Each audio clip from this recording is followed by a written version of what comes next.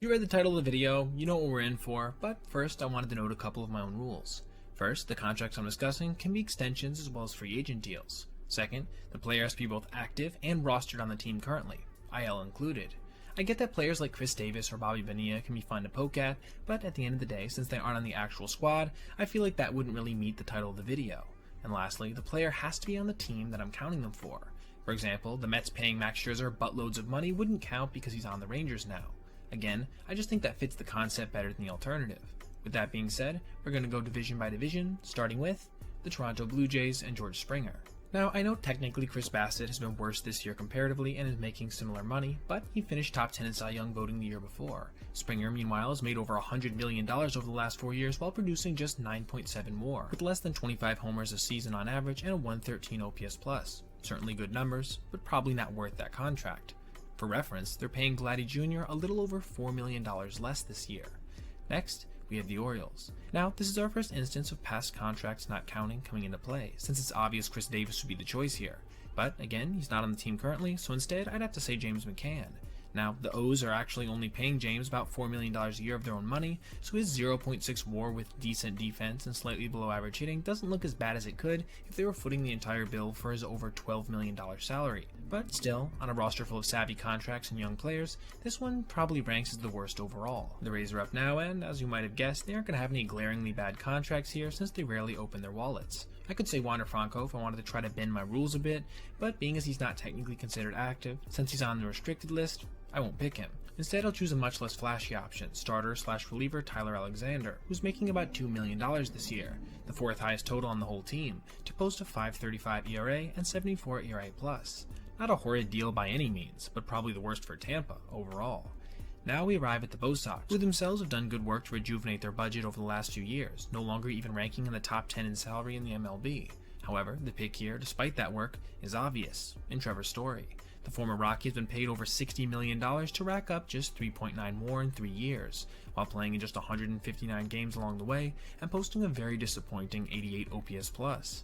The defense has been good, but the offense has just been way below par, especially for a guy still owed around $75 million for the next 3 years. Let's finish off the AL East with one of the big spenders in all of the bigs, the Yankees. Now this one can go in a few different directions. We could look at Carlos Rodon, who still has a ton of money on his deal left and has been up and down in his time in the bright lights, or Anthony Rizzo, who apart from a decent first year, has mostly been a disaster. But I'm going to go with the choice that's the most egregious in my opinion, Giancarlo Stanton, who's made almost $183 million since his arrival in 2018 while posting just 9 WAR along the way, with a just over 800 OPS. For some context, Aaron Judge has 10.3 WAR this season alone. Even if he continues to rebound a bit as he has in 2024, he will almost certainly not be worth the yacht load of money he's going to get over the next 3 years, especially as a DH-only contributor with constant health concerns. But before we get more into that, I want to tell you about today's sponsor, one of my favorite sponsors I've ever worked with, Smackin' Sunflower Seeds. Now, you might ask, why would I ever veer from my normal sunflower seed brands I've been getting my whole life? In my opinion, for a couple reasons. First of all, the low sodium. You know how most sunflower seed brands can leave almost like this burning sensation in your mouth when you eat them because there's just so much salt? Because they have low sodium, they don't do that to your mouth. But that's just the functional aspect. How do they taste? Well, first of all, I can say, having eaten a ton of sunflower seeds in my life, I really like the flavor. I think each individual sunflower seed's coated a bit more than you normally see. On top of that, Smackin' Sunflower Seeds has something that not a lot of brands can offer in the sunflower seed space. Truly unique flavors, including my personal favorite, cheddar jalapeno, as well as others like garlic parmesan, backyard barbecue, and cinnamon churro. And don't worry, they also have their staples like cracked pepper and their newly released ranch. And now if you order some with my promo code MTC15, you can get 15% off your first purchase. So, grab your Smackin' Sunflower Seeds today at the link in the description or pinned comment and get 15% off your first order with code MTC15. Now, back to our video. We move now to the comparatively much more frugal AL Central, with our first squad being the Guardians. Now, I know Austin Hedges might seem like the right call here, since they're paying him $4 million to put up a negative 0.6 WAR, but I don't think stats like that are a good way of measuring his specific value to a team. I'm pretty sure everyone in that clubhouse would agree he's valuable for what he's being paid. Miles Straw, on the other hand, probably not so much. This guy is getting $4.9 million this year to have taken exactly 3 MLB at-bats. Was he hurt? Nope, he just spent the whole year in AAA. What's worse, his salary is set to rise to an average of about $7 million over the next 2 seasons. Not a good deal for a guy with 6 homers in 7 years and just 7.8 total WAR to boot. We arrive now in Kansas City, another team who's done a good job of not overpaying aging veterans, with one exception here, in Will Smith. The lefty reliever is being paid $5 million this year to post a .653 ERA with a negative 0.9 WAR and an atomically bad 65 ERA+. Still, props to the Royals for keeping the overpaying big dollar deals to a minimum, as it can get much worse than this. Remember when I said it can get worse, like 2 seconds ago? Yep, it's now that we come to Javier Baez and the Detroit Tigers. So, how bad has Baez been wearing the Old English D for a team paying him $140 million? Well, in 3 years, he's hit just 32 home runs, batted .221, posted a slugging percentage south of .350, and tallied just 1.8 total WAR, including negative 1.1 this season. His defense is only getting worse, his bat is in a free fall, and he's getting less and less athletic by the day. It really doesn't get much worse than this. The Twins are up next, and for this one, I feel a bit conflicted. I get that Byron Buxton and Carlos Correa are probably overpaid due to their injury issues, but both players have been largely productive under their contracts, even if less so than many Twins fans might have wanted. Correa, additionally, is building a borderline Hall of Fame resume. Players like that simply cost money. For that reason, I'm going to go with the guy who's posted a negative value for the Twins so far in his current deal, while making $20 million. Christian Vasquez. Since he came over in 2023, he's posted negative 0.5 WAR, a 64 OPS+, and a sub-600 OPS. Keep in mind, he's still signed for one more year at that price point, a year in which he'll be 34 years old. The last team left here in the Central is the worst team we'll talk about today because they're quite simply the worst team ever, the White Sox. There's 2 primary candidates here. Yoan Moncada, who will have made about $50 million from the start of 2024 to the end of 2025, and Andrew Benintendi, who's going to have made about $66 million from the start of this year to the end of his franchise record deal in 2027.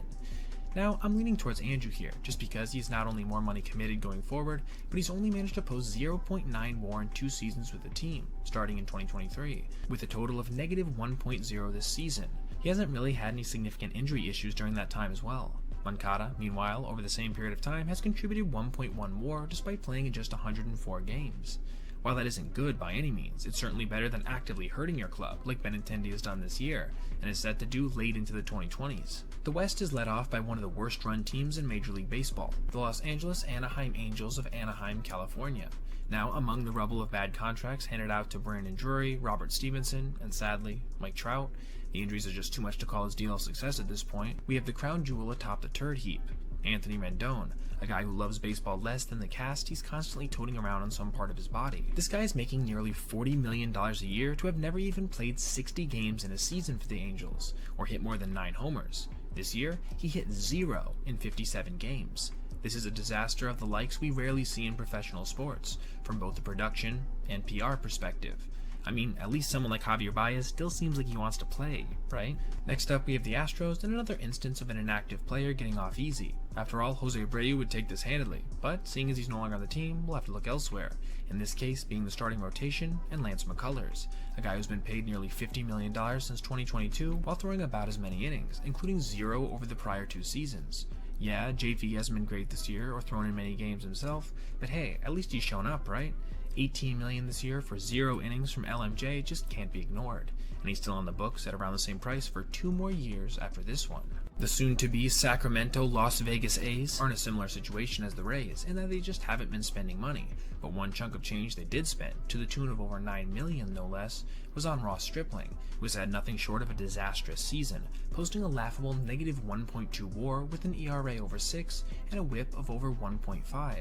The only positive here is that he's off the books following 2024. Seattle's next up as another frugal team, but like the A's, they still have their obligatory overpaid veteran in Mitch Garver, who will have made $35 million by the time his deal expires after 2026, yet has, in his first year in Seattle, only posted an 82 OPS plus with a major league worst 169 average and just 13 home runs, all from a guy who was supposed to be the M's big bopper in the middle of the order.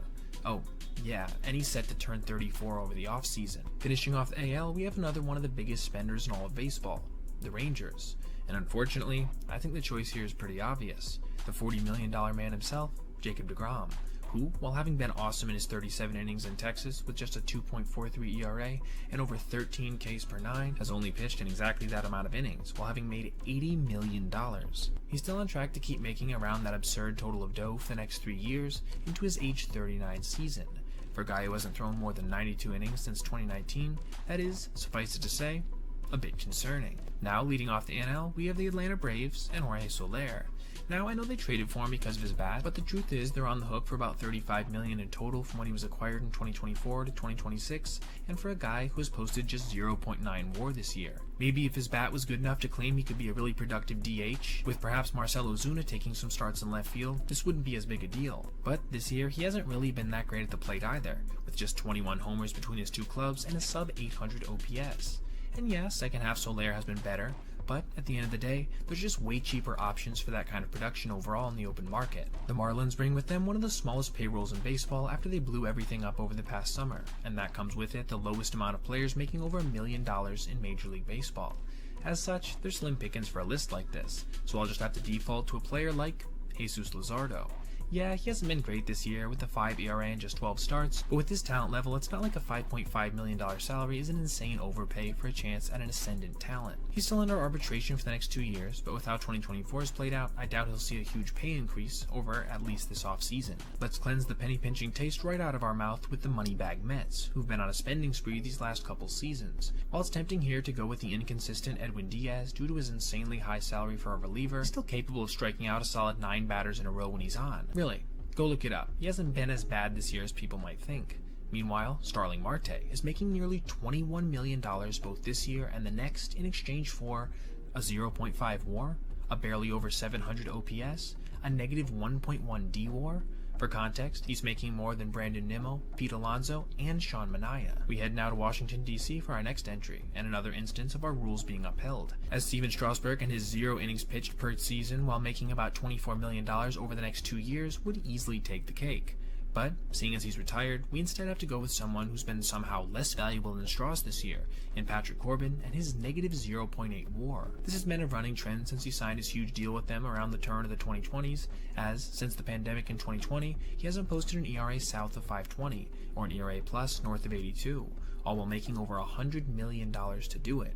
He is, mercifully, set to become a free agent after the season ends. Our last team of the East is another Scrooge McDuck-level money tosser in the Phillies, who have 7 players making over $20 million a year currently on their roster. I think the choice for the most overpaid is pretty clear, as much as I do appreciate him as a personality. Nick Castellanos. Since he's arrived in Philly 3 years ago, he's managed to rack up 2 WAR in 451 games. And yeah, his fielding has been horrid, but his hitting hasn't done anything close to make up for it either, with him having posted a barely above average 104 OPS plus over that same period, with just 64 homers and a 739 OPS. And he's still set to make that $20 million a season until the end of 2026. Let's head now to the Central with the Brew Crew and former Philly Rhys Hoskins. This one is similar to Nick, although admittedly on a smaller scale of overall funds committed, as Rhys is set to have made $48 million over 3 years by the time his deal is finished following 2026. But, just like Nick, he hasn't justified his poor defense at first base with hitting, as his 98 OPS plus and 719 OPS this season are outright worrying for a franchise that doesn't commit much money to their players. And, to make matters worse, he'll be 32 at the start of next season. The Cardinals are up next with their functioning old folks home in tow. They certainly have quite a few candidates, as you might expect, and while yes, both Nolan Arenado and Paul Goldschmidt have been disappointing this year, they haven't been downright unplayable, unlike my personal choice, Miles Mikolas, who, for a tidy sum of $17 million over both this and next season, has produced, in 2024, a 5.35 ERA, negative 0.1 WAR, 79 ERA plus, and 25 home runs allowed in just under 170 innings. He wasn't any good last year either, and all of this coming from a guy who just turned 36 years old. Let's mosey on over now to another big spender in the Cubs, who, much like the Redbirds, have solid cases of overpayment for a multitude of players, including Cody Bellinger, Dansby Swanson, and Drew Smyly. However, none of these guys have been a worse bang for their buck than the unmitigated disaster that has been Kyle Hendricks in 2024.